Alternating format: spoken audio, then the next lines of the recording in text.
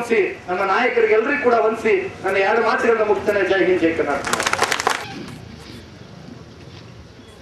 ತಾಯಂದಿರೆ ಹಾಗೂ ಸ್ನೇಹಿತರೆ,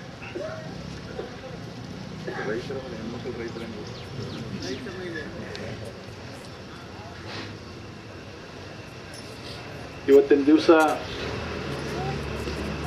ಎಸ್ ಪಾಟೀಲ್ ನಡಹಳ್ಳಿ ಅವರು ಸಮಗ್ರ ನೀರಾವರಿಗೋಸ್ಕರ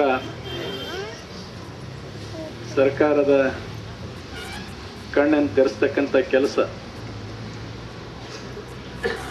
ನಾವು ಮಾಡಬೇಕು ಅನ್ನುವಂತಹ ಒಂದು ಕರೆಯನ್ನು ಕೊಟ್ಟಿದ್ದಕ್ಕೆ ತಾವೆಲ್ಲ ರೈತರು ಇವತ್ತೇನು ಆಗಮಿಸಿದ್ದೀರಿ, ಪ್ರಥಮವಾಗಿ ತಮಗೆಲ್ಲರಿಗೂ ಕೂಡ ನಾನು ಅಭಿನಂದಿಸ್ತೇನೆ. ಈ ಯೋಜನೆ 1964ರಲ್ಲಿ ಪ್ರಾರಂಭ ಆದಂಥ ಯೋಜನೆ.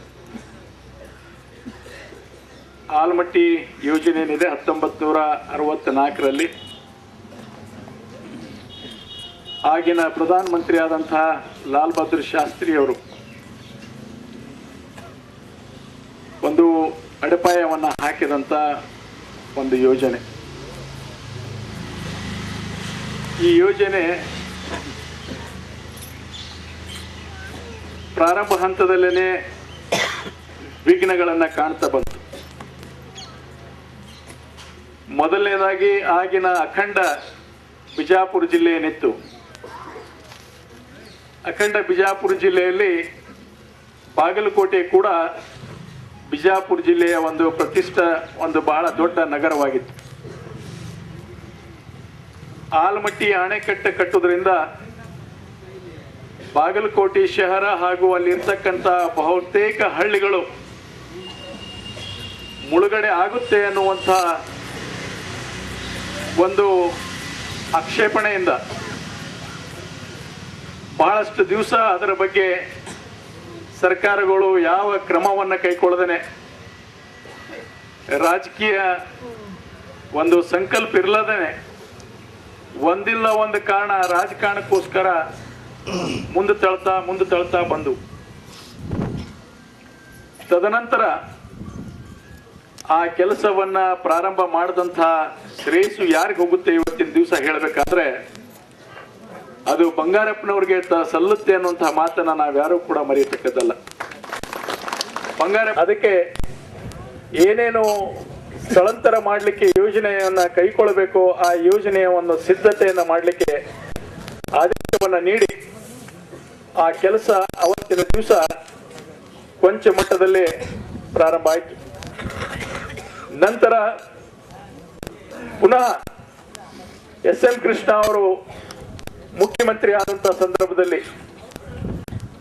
ಮಹಾರಾಷ್ಟ್ರ ಸರ್ಕಾರಗಳು, ಆಂಧ್ರ ಸರ್ಕಾರಗಳು ನಾವು ಕೃಷ್ಣ ಮೇಲ್ದಂಡೆ ಯೋಜನೆಯಲ್ಲಿ ಕಟ್ಟತಕ್ಕಂಥ ಈ ಆಲಮಟ್ಟೆಯನ್ನ ಆಣೆಕಟ್ಟನ್ನ ನಾವು ಕಾನೂನ ಬಾಹಿರವಾಗಿ ಯಾವ ಅನುಮತಿ ಸರಿಯಾದಂತ ಅನುಮತಿ ಇಲ್ಲಾರ್ದೇನೆ ನಾವು ಅದನ್ನ 519ವರೆಗೆ ಕೂಡ 21ರವರೆಗೆ ಕೂಡ ನಾವು ಕಟ್ತಾ ಇದ್ದೇವೆ, ಗೇಟ್ ಅನ್ನ ಹಾಕ್ತಾ ಇದ್ದೇವೆ ಅಂತ ಹೇಳಿ ಅವರು ಅದಕ್ಕೆ ಆಕ್ಷೇಪಣೆಗಳನ್ನ ಸಲ್ಲಿಸಿದರು. ಸುಪ್ರೀಂ ಕೋರ್ಟಿಗೆ ಅರ್ಜಿಯನ್ನ ಕಳಿಸಿದರು.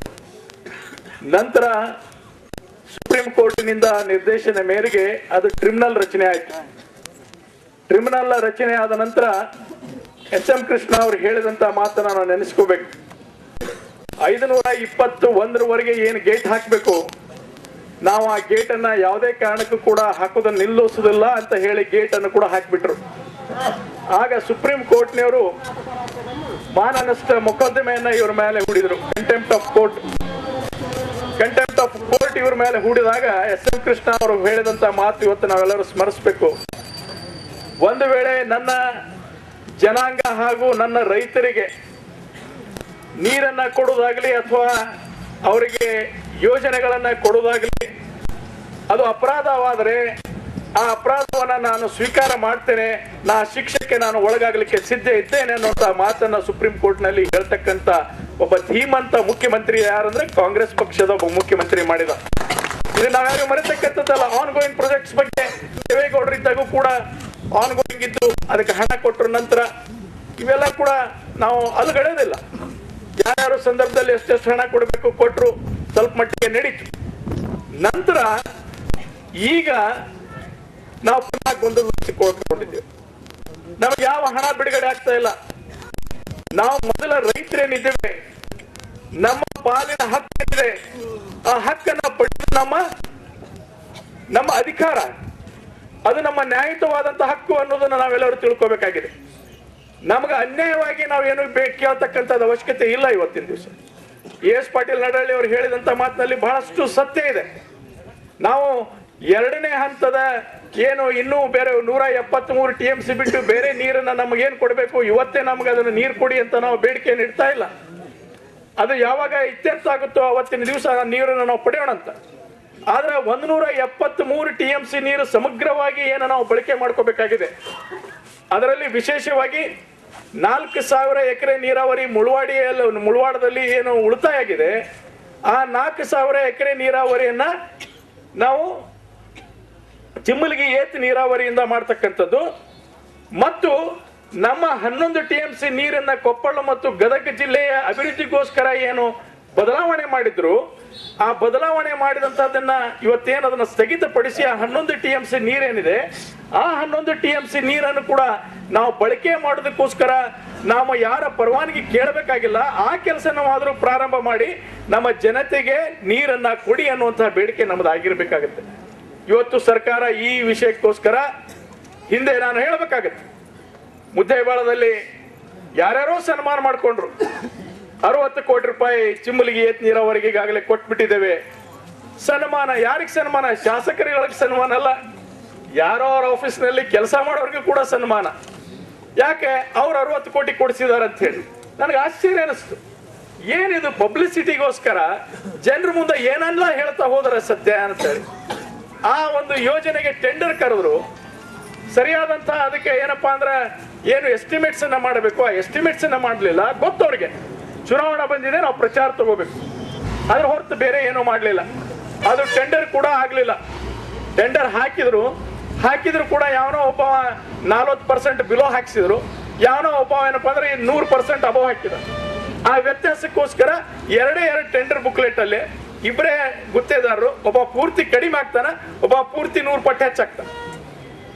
ಒಟ್ಟಾರೆ ಇದು ಕೆಲಸ ಯಾರಿಗೆ ನೀಡಿರಬಾರ್ದು, ನಾವು ಕೊಡುವಂತ ಹಣ ಕೊಡತಕ್ಕಂಥ ಪರಿಸ್ಥಿತಿ ಬಂದಿರಬಾರ್ದು ಅನ್ನುವಂತ ನಮ್ಮ ಕಣ್ಣು ಒರೆಸ್ತಕ್ಕಂಥ ಕೆಲಸವನ್ನ ಮಾಡ್ತಕ್ಕಂಥ ರಾಜಕಾರಣಕ್ಕೆ ನಾವು ನಾಂದಿಯನ್ನು ಹಾಡಬೇಕಾಗಿದೆ. ಅದಕ್ಕೆ ಹೇಳುದು ಪಕ್ಷಾತೀತವಾಗಿ ನಾವು ರೈತರು ಮೊದಲ ಈ ಯೋಜನೆ ಬಗ್ಗೆ ಸಂಪೂರ್ಣವಾದಂತಹ ಮಾಹಿತಿ ಪಡಿತಕ್ಕಂಥ ಒಂದು ಉದ್ದೇಶ ಆಗಿರ್ಬೇಕು.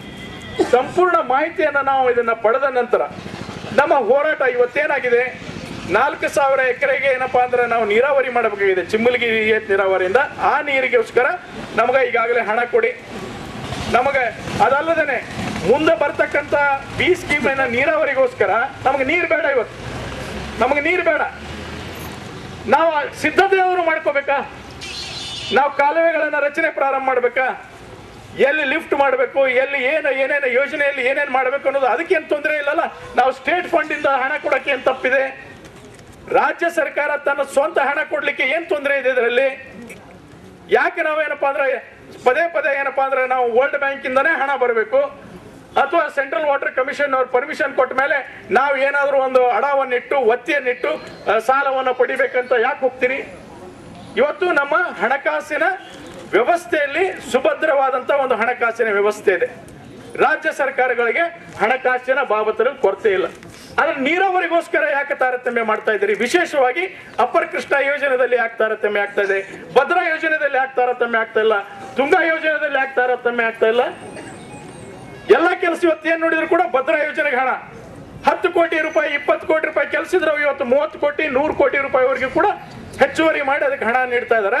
ಆದ್ರೆ ನಮಗೆ ಇವತ್ತು ಕೊಟ್ಟಂತ ಹಣ ಬಜೆಟ್ ನಲ್ಲಿ 3000ಕ್ಕಿಂತ ಕಡಿಮೆ ಹಣ ಕೊಡೋದ್ರಿಂದ ಏನು ಬಿಲ್ಗಳದಾವ್, ಹಿಂದೆ ಗುತ್ತೇದಾರಗಳು ಏನ್ ಕೆಲಸ ಮಾಡಿದ್ದಾರೆ, ಆ ಗುತ್ತೇದಾರಗಳಿಗೆ ಬಿಲ್ ಕೂಡ ಕೊಡಲಿಕ್ಕೆ ಹಣ ಇಲ್ಲ.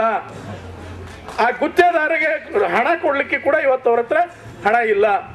ಹೀಗಿದ್ದಾಗ ಹೊಸ ಯೋಜನೆ ತಗೊಳ್ತಕ್ಕಂಥ ಪ್ರಶ್ನೆನೇ ಉದ್ಭವ ಆಗೋದಿಲ್ಲ. ಕೇವಲ ಕಣ್ವರ್ಸ್ತಕ್ಕಂಥದ್ದಕ್ಕೋಸ್ಕರ ನಾವು ಚಿಮ್ಮಲಗಿ ಏತ್ ನೀರಾವರಿ ಈಗಾಗಲೇ ನಾವು ಟೆಂಡರ್ ಕರೀತಾ ಇದ್ದೇವೆ, ನೋಟಿಫೈ ಮಾಡಿದ್ದೇವೆ, ಕೆಲಸವನ್ನ ಪ್ರಾರಂಭ ಮಾಡ್ತೇವೆ ಅಂತ ಹೇಳ್ತಾರೆ. ಎಷ್ಟು ಕೊಟ್ಟಿದ್ದೀರಿ? ಅದಕ್ಕೆ ಎಷ್ಟು ಹಣ ಕೊಟ್ಟಿದ್ದೀರಿ? 14 ಕೋಟಿ ರೂಪಾಯಿನ. ಸಾಕ 14